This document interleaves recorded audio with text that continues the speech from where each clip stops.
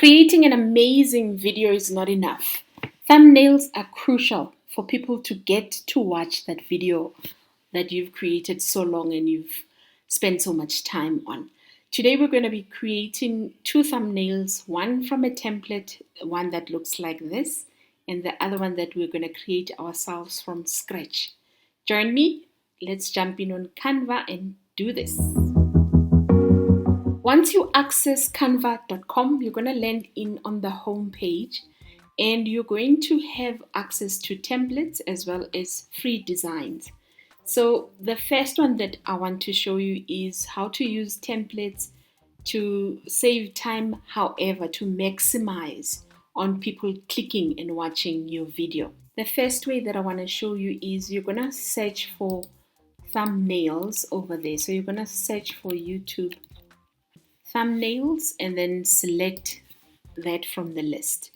What Canva then does, it gives you 2,635 templates that are available depending on whether you're on Pro or free version.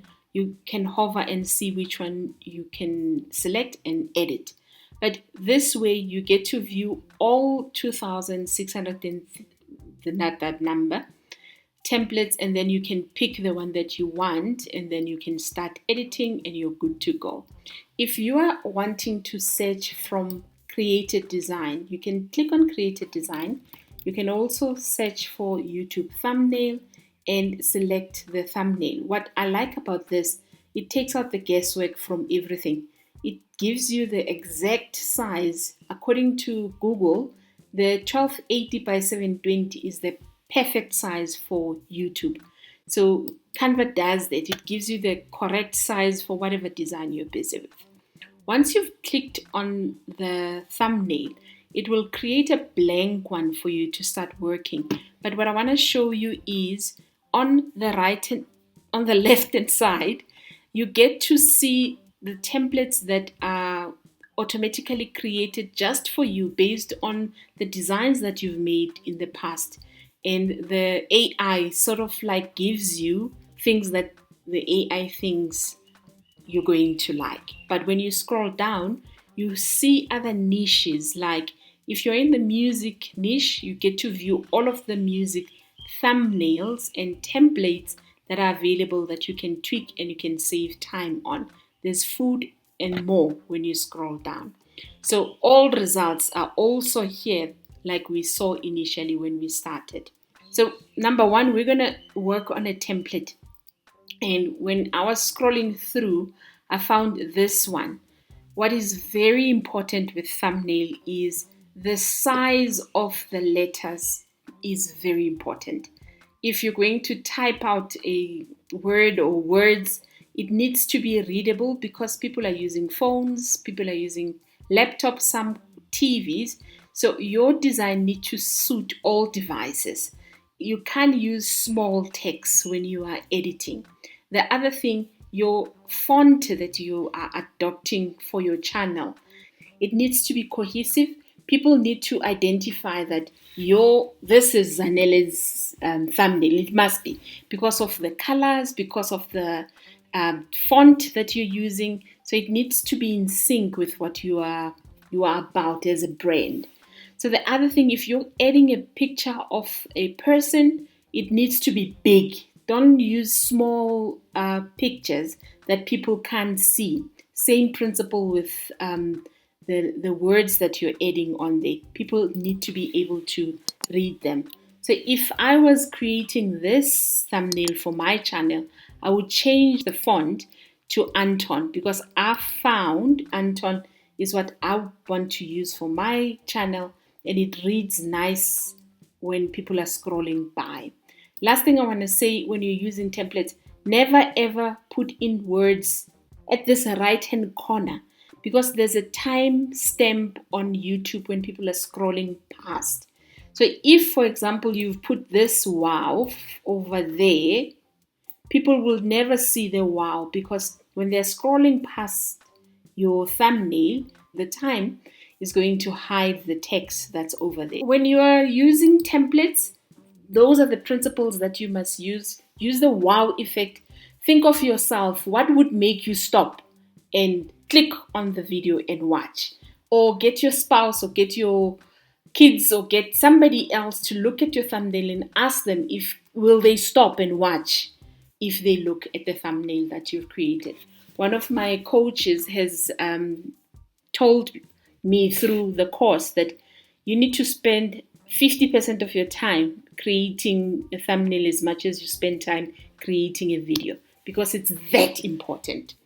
Number 2, we're going to create a thumbnail from blank canvas. We're going to be using our own creativity, and then you could start changing color.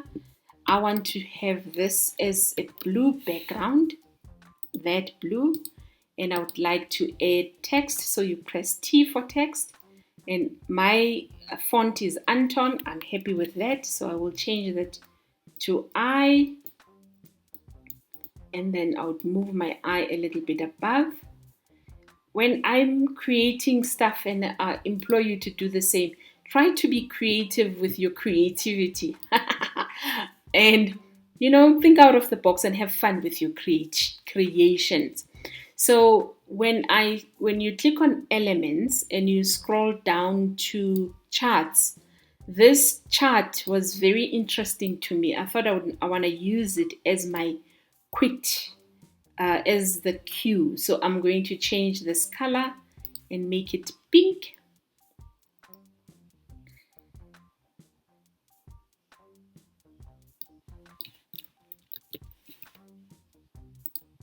And then I'll change that to pink as well. And then I will find that chart, change that to white. Pink we change to white. And the other white we change to the blue. This blue. And then you would move this to the side like that. And then you would duplicate the eye, and then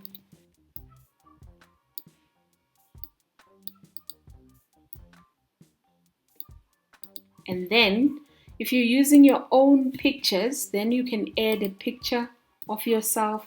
The trick with pictures, try to when you're taking them, look at the lens when you're taking the picture, because people, when they scroll past your thumbnail, they should feel like you are talking to them to say, I quit. And then they want to find out, did you quit smoking? Did you quit gambling? Did you quit your job? Why are you quitting? So that's the trick with thumbnails. You need to make the size big so that it's compelling for somebody to stop and have them click on your thumbnail and say, what are you quitting? Now, I want to give her a little bit of a glow on the side. So you would click on the picture and go to edit image, and then scroll down to shadows. There's the glow shadow that I want to use, and there's the controls. So click on the glow and click on the controls, change color, make that pink, and then size it, and then apply. So that is how you create a thumbnail from scratch. I'll see you next time when you say, I am designing.